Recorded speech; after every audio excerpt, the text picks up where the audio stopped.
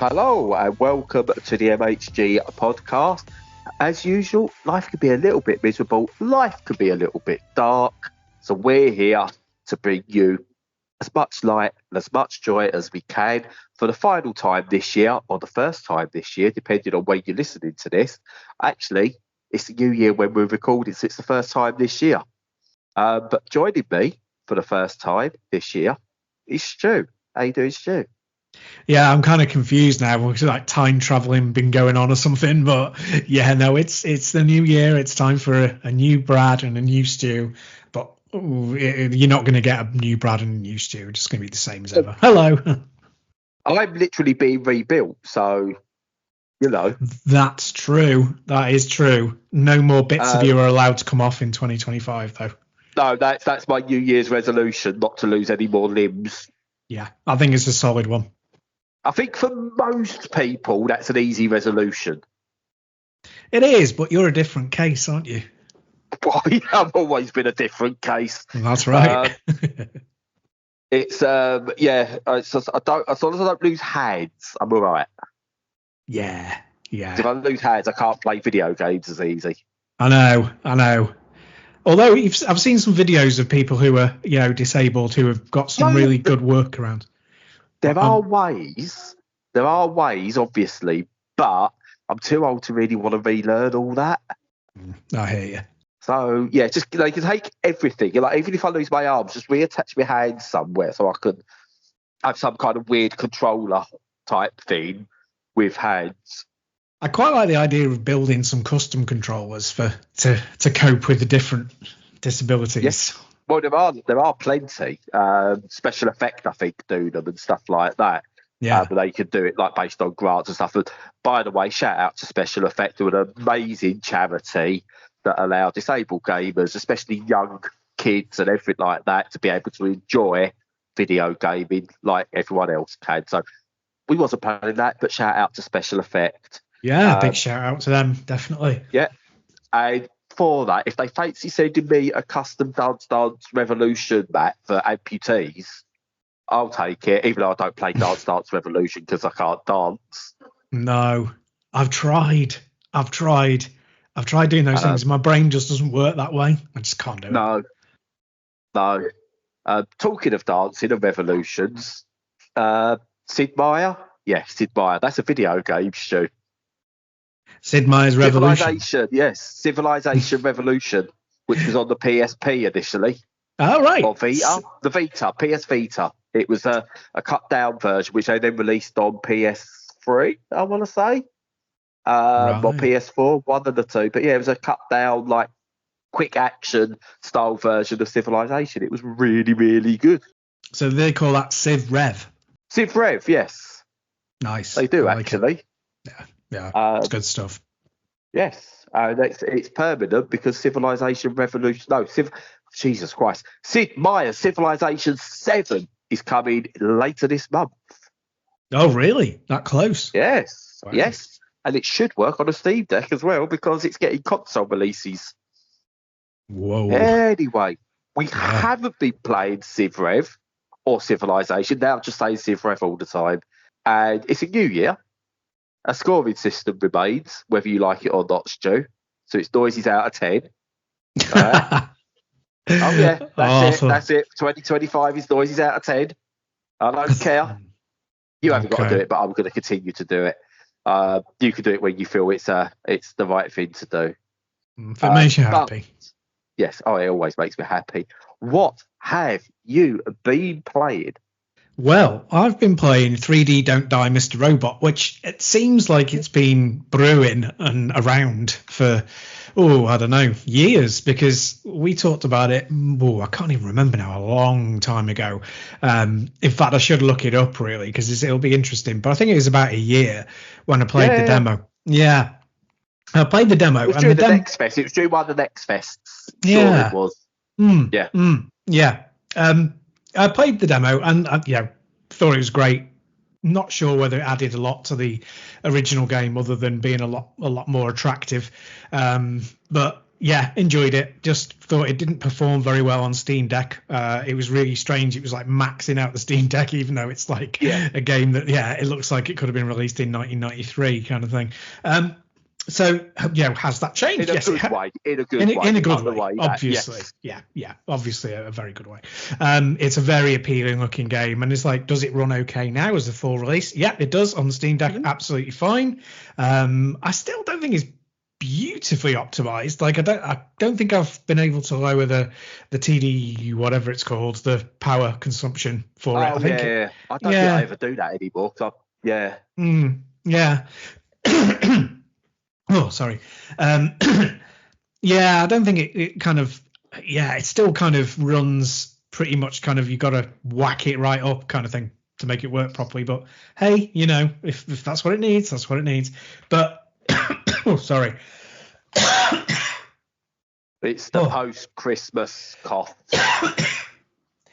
Yeah, I've had the lurgy that everybody's had, and it's taken a while to shift. But hey, I just get drunk and forget about it all. That's what I do. No, you can't complain about. So I know it's slightly off topic, but you can't complain about any ailment because I could just follow up with but at least you didn't lose your leg. Exactly. I'm always on the back foot. Hey, there you go. Leg I'm going to leave all. There we go. I'm going to leave all that stuff in. So 3D Don't Die Mr. Robot. So, for those who don't know it, basically it's like you're on a platform, you're on in a space. Stage. And you've got an avatar and you've got to avoid creatures killing you, and you have to collect fruit which explodes and destroys the enemies, and if you get chains you get higher score. Other than that, you've just got to try and survive. And what happens is it starts off as you'd expect, with these things coming at you quite quickly and you're getting used to moving around, and then you realize that they've got different patterns, and then you realize that some of them actually have weapons and fire at you, and it builds from there, and the speed increases, and etc. And that's the main game. There's also little sub games where you've got to, it depends. Some of them are like you've got to collect as many fruit as you can, you've got to destroy as many in a time limit as you can, etc. as you'd expect. And they're really good. I really like those little mini games. And there's not much more to say really, other than it's a really fun game. On the arcade mode, I've found the best. Like, I've got a really high score, bizarrely. Like, I'm like third or fourth in the world, which is bananas because it's not that highest. I know it's not even boasting because it's not even that good.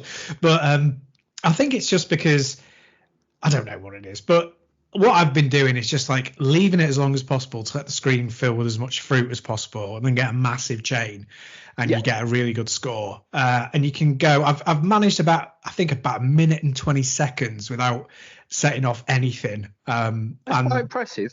It's not bad at all, because you do get a massive score for that. You get around the sort of 1,500 mark, and my top score is about 2,500, I think, and the highest in the world is 5,000. But there's only like a couple of people above me, so I hope the game's doing well, because I'm crap, and I think I'm doing all right in this game. But it deserves a big audience because it's a really good game. It's very limited.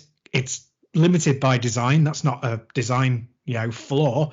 It's just the way it's supposed to be, and it's about pressure and how long you can cope with the pressure, really. But it's a fun game. I do recommend it. It is really good fun. Oh, completely. It is, in many ways, and again, I mean this in a positive way, a one-trick pony.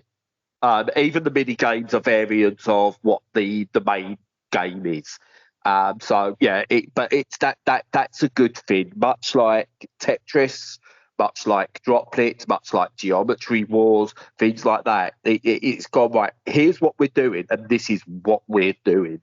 My only issue with it, it is in 3D, but I've played it entirely from the most top-down view I can. So for me, it offers very little different to the original release.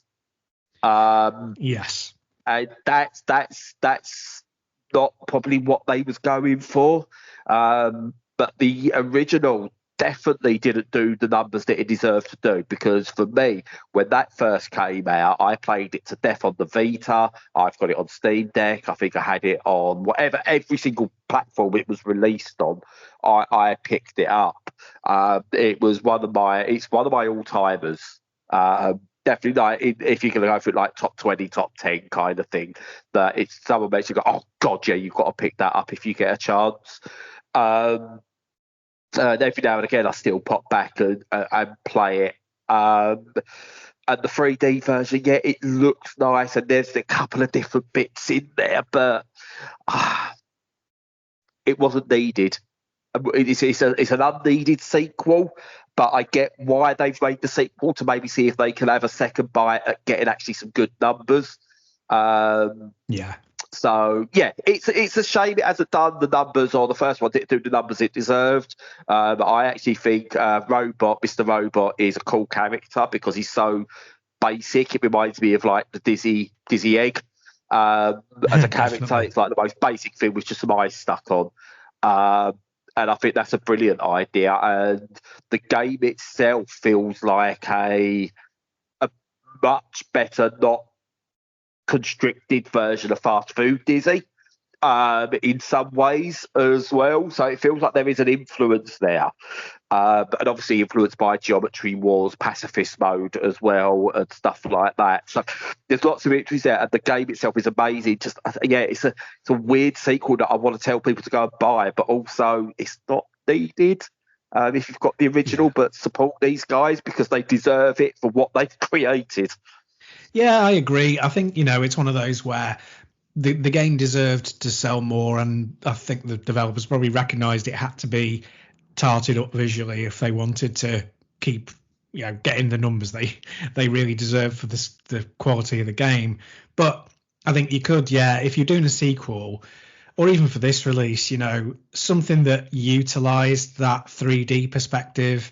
So, having to move the camera to reveal things perhaps, or having an undulating surface so that you have to move the camera to see over obstacles or something like that.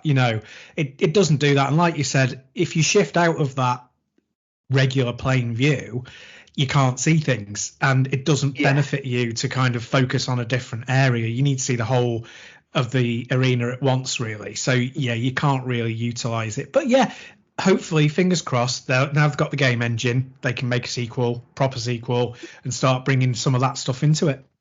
Mr. Robot Survivors, maybe. Yeah, why not, eh?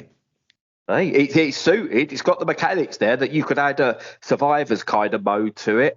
But yeah, no, all credit to these guys. They are fantastic game designers who have made some excellent games. Support them, buy the original, buy the sequel, whatever it is, go and buy it. What would you give it out of 10, Stu, or do you not want to do a noise out of 10? I'll do a noise out of 10. You do a noise out of 10, I'll give you my noise out of 10. Yeah, I think it makes the noise in the game. It kind of does a yay kind of noise, I think, at some point. So I'll go for that. Yay out of 10. Well, I was going to do something very similar, and I was going to go collect the fruit, try not to die out of 10. Yeah, I mean, not a noise as such, but, it'll do. It is. It's a sound bite from the game. Well, true. It's coming out of your mouth as well, so yeah, it's a noise.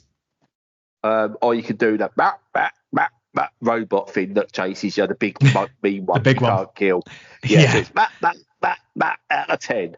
Oh, you see, that's reminded me. Not right. The graphics, even the original ones, are so fun.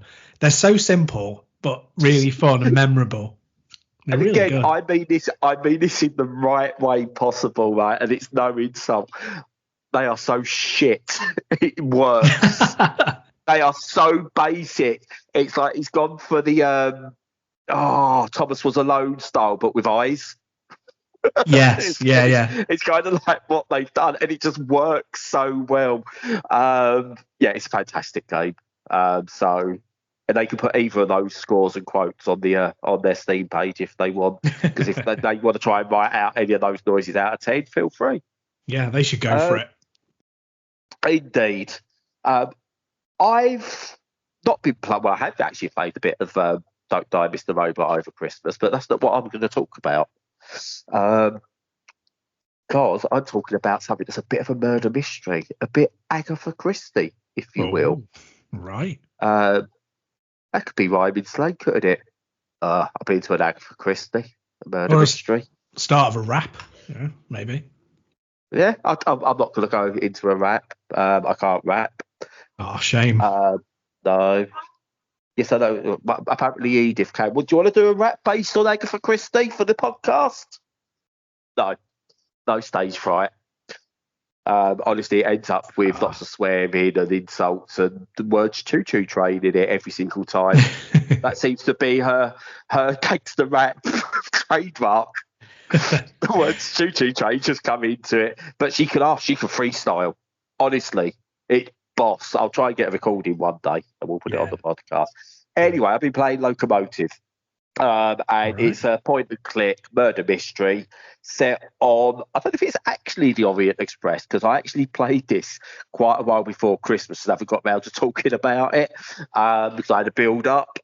It's on a train, which is either the Orient Express or it's like the Orient Express quotation marks. Oh, there we go. The Royce Express. Sorry, it's the Royce Express. I've just brought up the info as we're talking. They should have gone with Fauxrient Express, as in Faux. Fauxrient Express. They could have done that. Yes. I've just completely lost my train of thought now. Apologies. No. But yeah. Anyway, you're on this train. You're kind of invited there by this wealthy heiress type person, and she's about to give a speech, and then everyone's come together in the room, and the whole what's it called, trope. The lights go out. There's a gunshot. The lights come back on, and she's dead. And oh my god, who's done it? Yeah. It's basically that which you've seen in every genre of everything you've ever seen, and it's now in video games. I don't think I've seen the lights off, gunshot, lights on trope before in a game. I might be wrong. No. But yeah, it's proper sort of lights off, bang, lights on. It was even in, what was that crappy Adam Sandler, Jennifer Aniston murder mystery. It was actually called. It was on Netflix. We watched it. It was crap, but even that had that trope in it. Anyway, it's very comedy. It's very comedic, pixel art style, which is absolutely beautiful. Some lovely animations. But you go through. You play one of three characters. There's Diana. There is Herman, and the other one is called Memory Banks, Arthur. So you play one of the three characters, and you try to basically work out what's the mystery and the whodunit. Puzzle click all the way through. And what I've liked about a lot of these point and click, did I say puzzle click? I quite like it. Quite like it. Yeah, puzzle click. Because there is a lot of puzzling that goes on as well. So it's a puzzle click, yeah. It fits. New genre. There you go. Yeah. We're innovating this year, 2025. The podcast is innovating. Fewer limbs. Puzzle clicks, new genres, fluid limbs, yeah. Fewer limbs, more genres. But it's like a lot of point and clicks nowadays are a lot more easy to understand. We're not talking about the early days of Double Fine type stuff, not LucasArts stuff. Sorry, we're not talking the early days of that, or like you'd see on the old like MS-DOS stuff, where the answer to something is so convoluted that how people worked it out, I don't know. It's a lot more streamlined now, and I actually think that's a good thing to get the story, because it's the story itself which drives this game. Not the train driver, but you may shoot me for that one. That was poor. I was just ignoring it as best I could. So yeah, it's the story that really does drive this game, and it's funny in all the right ways. The comedy never gets too much. It knows how to sort of like balance that with sort of like dun dun dun moments and stuff like that. The guests cast all have really good personalities, and a lot of them are like tropes that you would see in the old 1930s films and stuff like that. It's set in the 30s. It's set in the 30s, so it's like proper sort of like the Agatha Christie style writing character tropes that are in there. And then there's sort of like different types of puzzles which break up the game somewhat, and it comes to a satisfying ending in terms of length. And I think the story wraps up really well, which is really, really good. Again, you need to avoid the story.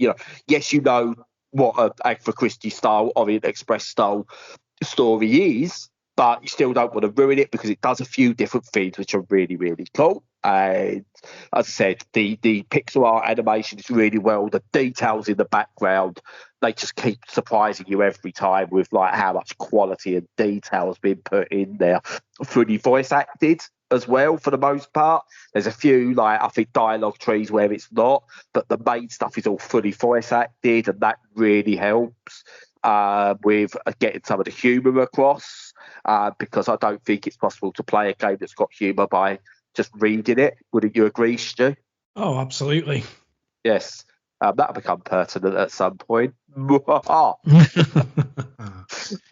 it's an absolutely fantastic game. It's like 15 quid as well. Runs perfectly on the Steam Deck. It's one of those I would just say, pick it up, either in a sale or if you like it, and then just spend a good weekend with it. You'll have it done and dusted in a weekend. But I like games like that. I think I've said before, games that you can just pick up, you play through, you're done.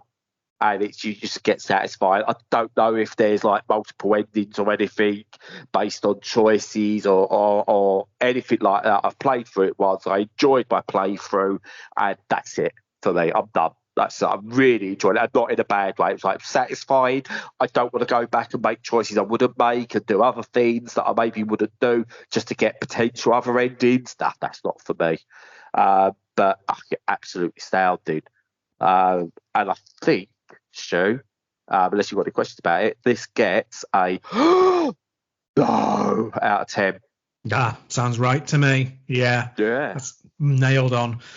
Oh, that's really great. It looks fabulous. Yeah, it looks really good. It really does. You can see the animations on the GIFs and stuff, can't you? Just how good they are, and I think it's really, really, it's a fantastic game, and I'm glad I got to play it.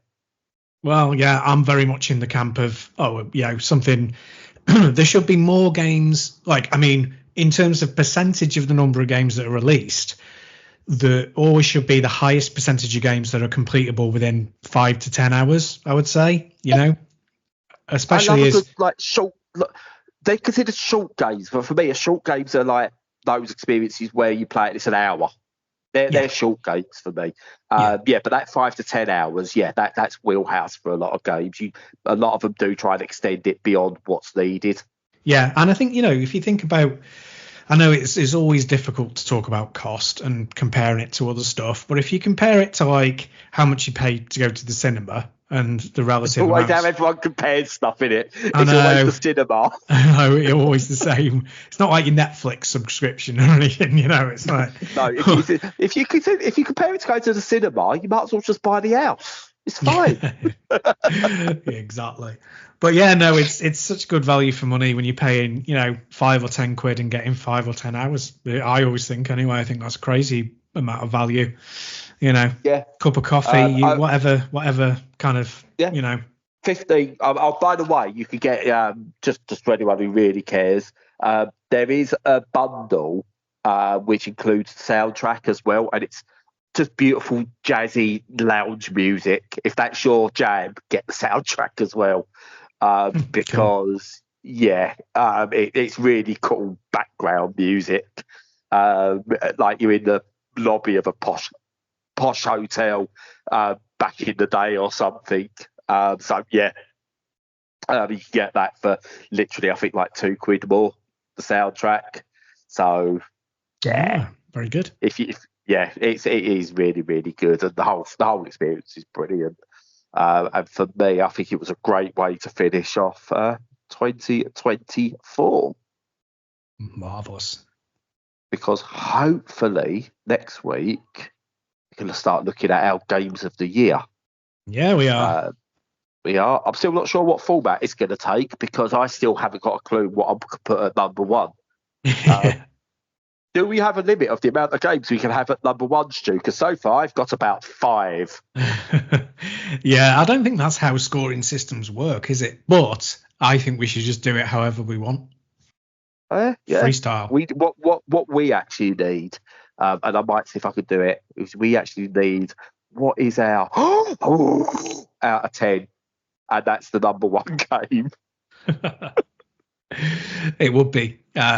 So go through all the games you've played and that are in your battling for your number one spot, and whichever one you feel gives you that noise, and that's the winner. Yeah, there's so many. And there was 2024 was a really good year. This 2025 has got to go some to compete. Yeah. But I've cool. I've also just seen that my son's bought himself Nidhogg and Nidhogg 2. So I've had those added to my Steam library. Can't be bad. Yep, and I've decided also I'm giving Ace Combat 7 another try as well. Oh, yes. That's not a 2024 game, though. 2019, Stu. I know. Jesus. It's crazy. I know. Where's the sequel? I was going to look at it and think, 2022 maybe. 2019. It's one of my... I just find out, again, perfect on the Steam Deck. Yeah. It's one of my favourite games of all time. I've got about 60 hours in it or something like that. Something crazy like that. I mean, I don't understand like what planes you need to choose or anything, but so far I'm on like mission 4 since I started playing it again, and I'm doing okay with planes. They give me a choice. I've got loads of these weird stealthy bomber, like not stealth bombers, but stealth type futuristic looking planes. I kind of want like the old school like ones, but I'm using. I don't know whether they're DLC or whether or something like that. But they're the ones I've got options to. I don't care. They're cool. They're all and cool. I'm just going, bang, bang, bang, bang. Does there still like the multiplayer still work and everything on it? I know it's got multiplayer, but do people play it? I don't really know. I'm not really a multiplayer kind of guy, but yeah, I mean, I reckon we should have a dogfight, Stu. Could do. Yeah, we could do that. I love the fact that it explains in the game what a dogfight is and why they called it a dogfight. There's actually a little thing that explains it. I love that because I never knew. I just thought it was 2 dogs going at it. It's because they chase each other's tail, and I thought that's really cool. It's really cute in some ways. There's some really good dialogue in it, especially as it like plays over while you're in the middle of a fight, you know. So yes. Yeah, and it's also it's very Namco as well. It's definitely very Namco. Incredibly I'm playing so. that, and I think I'm also going to go back and play some of the older ones again. Because some of them like Ace Combat 2 and 3 and Air Combat was good. I did enjoy Air Combat, which is what we called it over here. Is that correct? And then it was Ace Combat in the Japan. Yeah, I think so. It was the only one, wasn't it? The first one, I think. And we after never that actually had Ace Combat. Yeah. It's like we never had a Final Fantasy 1 to 6. No, we didn't.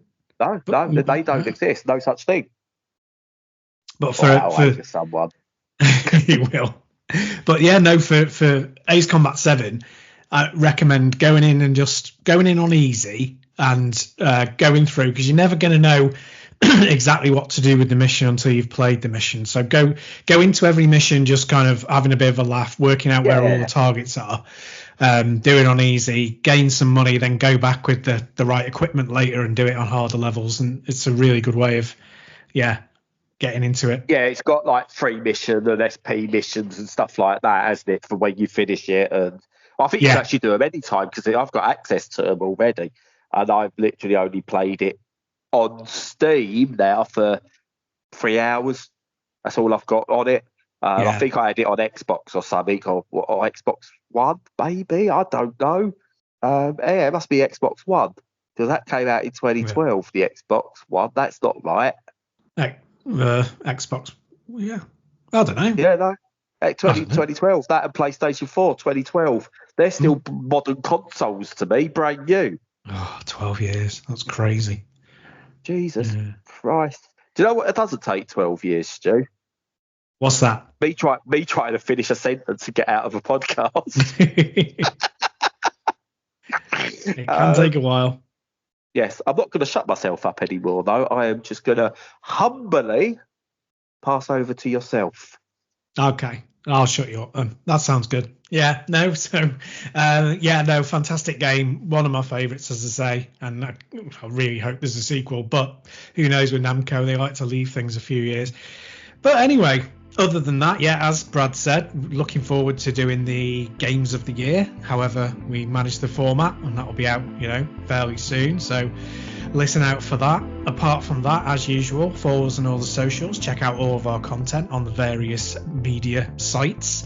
And until next week, stay safe and stay sane.